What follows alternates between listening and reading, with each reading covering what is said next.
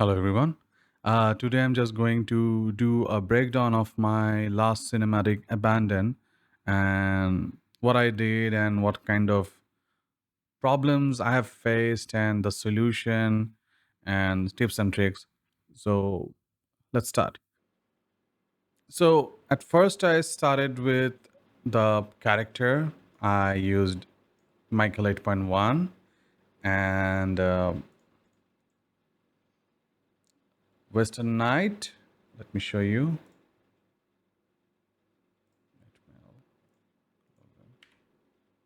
J3D is Western Knight Series 1.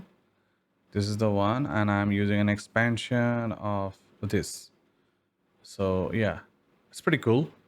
Um, I try to have some facial expression inside Dash Studio and try to bake it and export it with the animation, but somehow it didn't work. So unfortunately, I there was a plan that I will show his close up, he's looking at left to right and panicking and all these things, the typical things and cinematic what we see. So I couldn't do that, so I have to scrap it and put the fire thing in the middle. So what I did, there is a animation, there's a any block, just simple walk. I just repeated this too. Uh, this is from a pack of Tozo Mocap, Genesis 8, I think Fantasy 2 or 1, maybe. So after that, oh yeah, one more thing.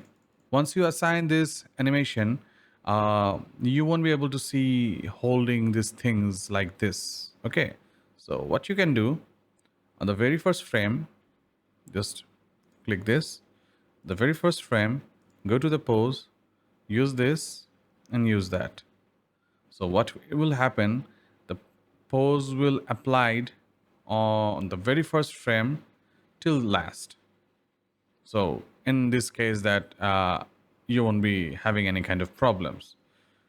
So yeah, after this, I just transferred to Unreal Skeletal Mesh, then did the animation as well, and the typical thing. You just import these things in your content drawer and start working on it. So this is how it looks like. Everything looks pretty smooth, and it's a 4K texture, so I had no problem with the quality. It looks pretty dope.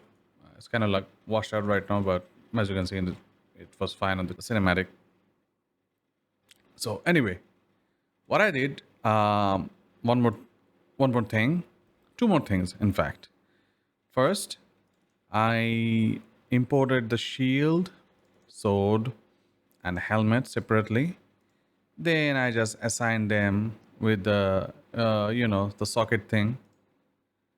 There were some sockets that I used it over here that you can actually do. Let me show you. Uh, yeah, where is it? Skeleton. Yeah,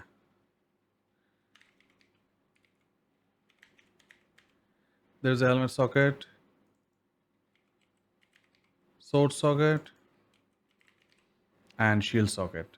So you just use socket to assign those things over there, and that shouldn't be a problem. And you just adjust as you desire. Like hold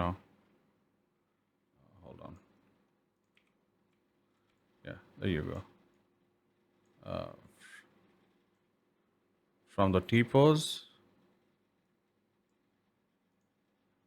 Yeah, there you go. From the T pose, you just assign those things and you just bound those things. It is what it is. So there you go.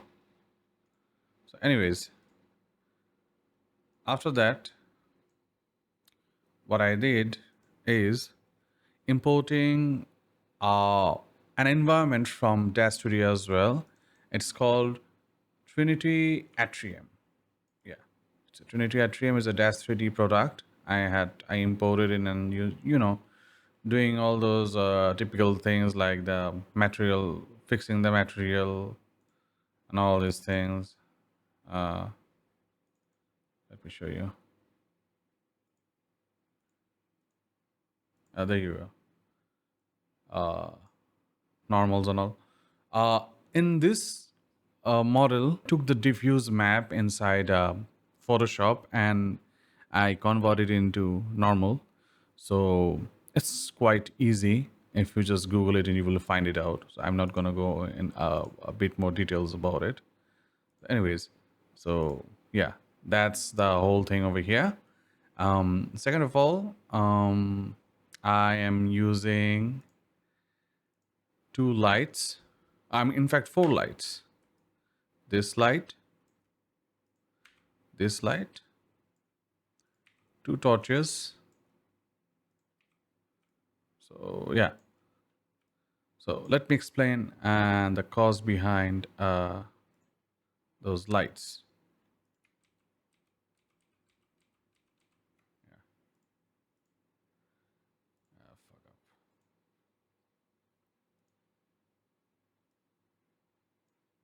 Yeah. So let's talk about the light. What I did. So as you can see, I disabled the left light. It's pretty dark, nothing fancy. It's not giving me that creepy vibe, creepy atmosphere that I needed. So I added a light so that it can give you a different kind of see different kind of things. So something is going on over here, and second one is pretty self-explanatory. It's pretty much giving you the light over here, and this too just a placeholder, give you enough light for the whole thing. And this one, the last one, I mean, you get it what I'm trying to say. It's just for the sake of the environment, and it's also giving you a light. That's what really matters. That's what really matters. See, it's giving you a light. It's a glowing light. All these things. So let's talk about cameras. I have four cameras. First one this, second this shot, third the spawn of succubus, then the skeleton thing, and last and the end, this one. So I did some stuff over there. As you can see, you don't see any skeleton, no fire, no nothing over here. And then she spawns, then you see the fire, and then the last thing. Okay, so there are some things I need to share with you. First of all, the animation. As I told you, the animation I imported from Dash Studio, this animation.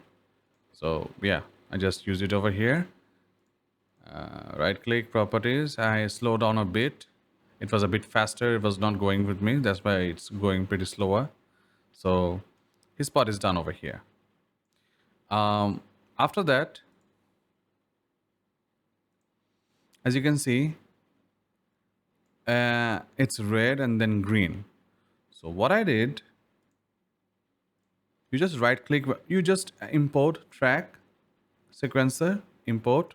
After that, whenever you need to spawn a certain effects or light or actor or anything, you just right click and convert to spawnable. So what happens after using the spawnable thing, you can get this spawned and non-spawn thing. So it's not spawned, now it's spawned. As you can see, get tick, now spawn. This is the, yeah, this is the blood spatter. This is a blood thing. It's spawned.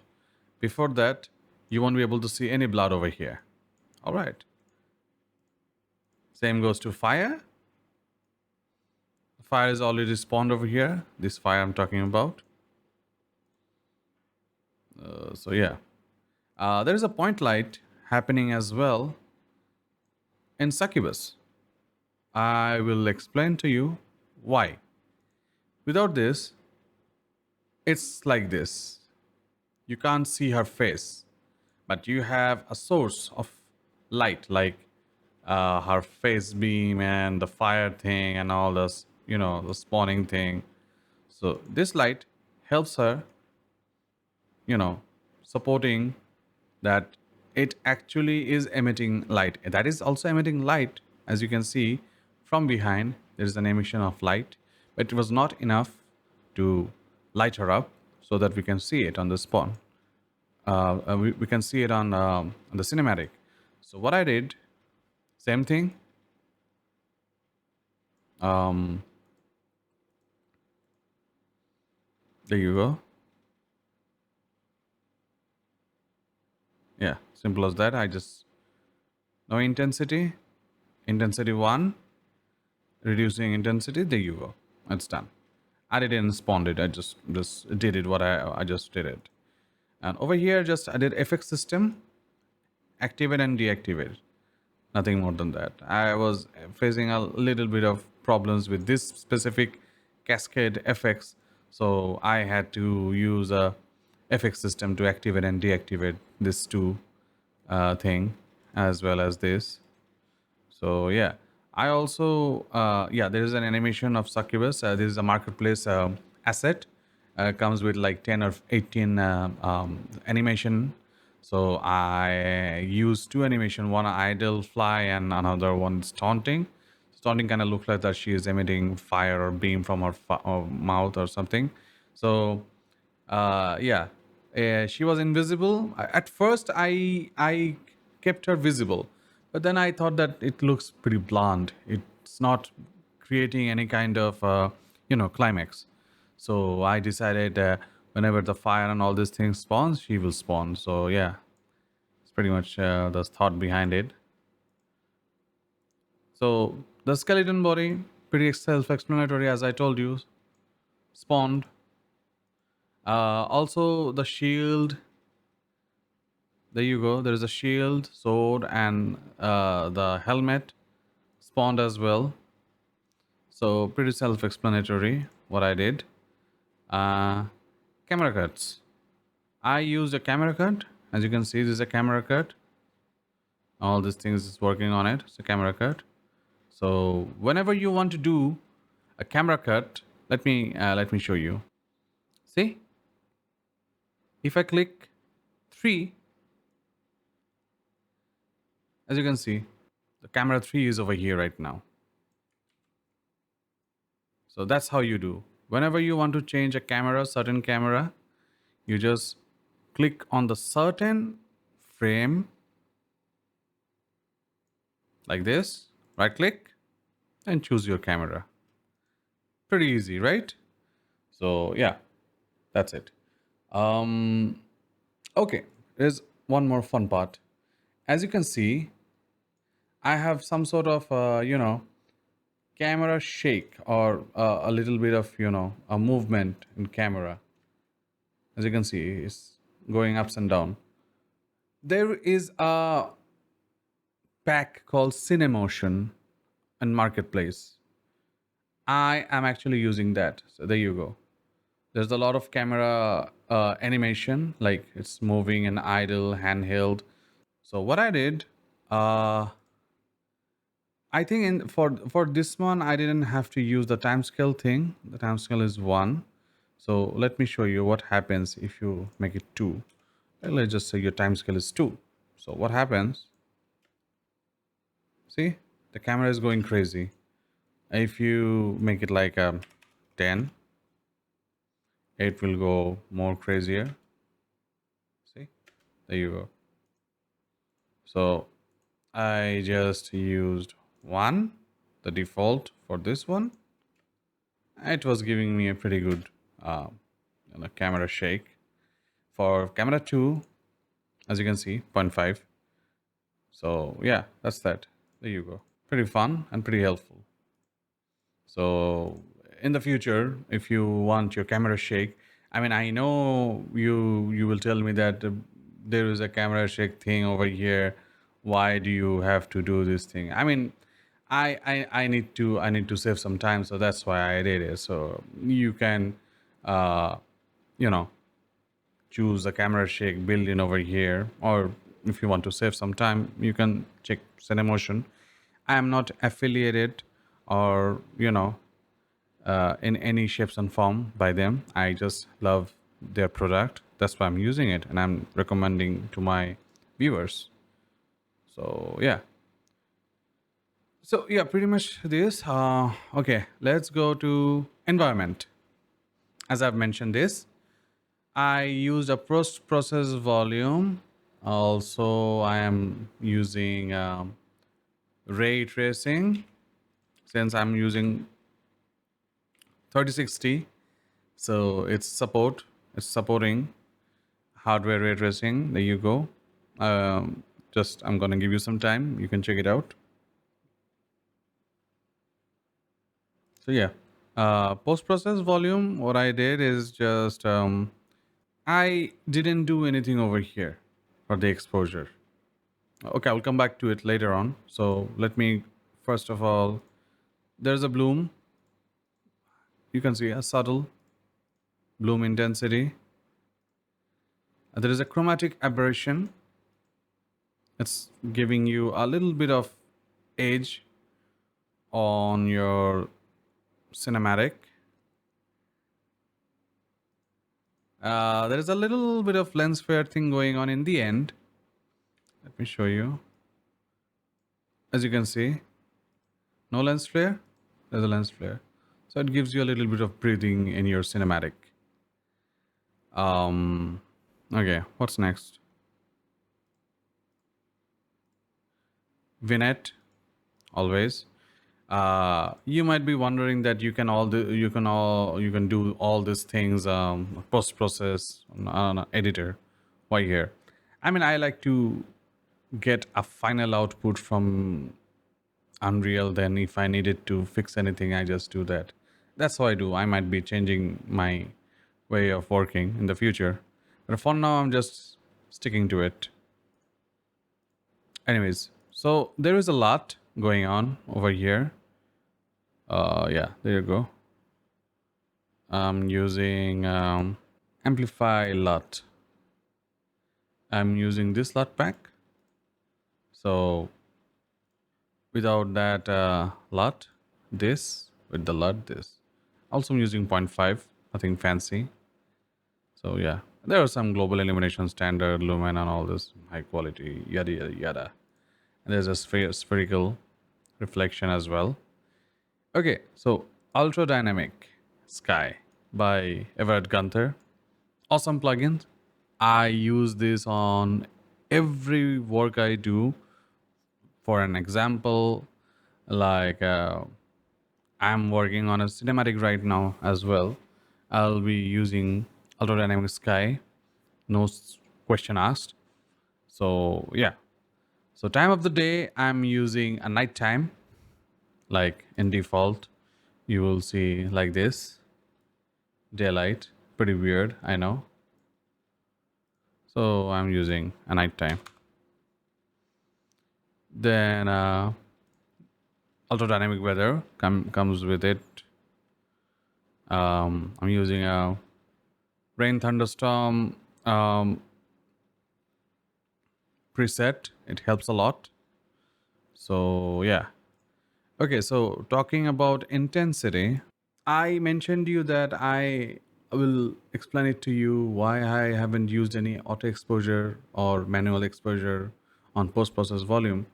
For some reason, I don't know why, and maybe I'm missing something. Even if I do it on post process volume, it doesn't work. Whenever I click it or, just started recording it, it started with dim light, then it goes to the normal.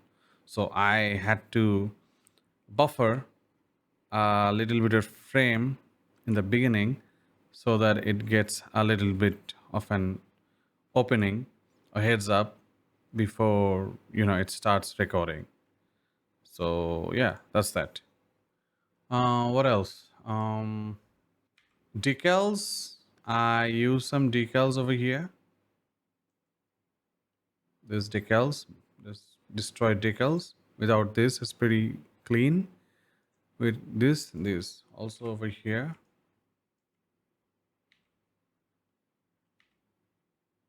Without this, with this. So I just wanted to bring some imperfections. Like over here, you will see it looks pretty cool. So yeah, see. So yeah, that's that. I think I have covered up everything that I really needed to show you all what's happening actually. So yeah, so that's all. I think it's gonna help some of you guys to do some cinematics. I will be bringing up some iClone characters inside Unreal, maybe with live link or without live link, just exporting FBX so that I have more control over here, because I absolutely dislike the thing that it does whenever you're using live link and creates a dummy on an animated character, also a dummy.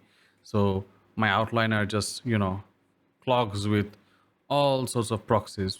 It's kind of weird. So I think for now I might use FBX for the cinematic thing, or who knows, I might use Live Link as well. Let's see what happens. So I think that's all for now. If you have any question, or if you really wanted to know about if I'm missing anything, do let me know. I read all the comments and I try to answer everyone.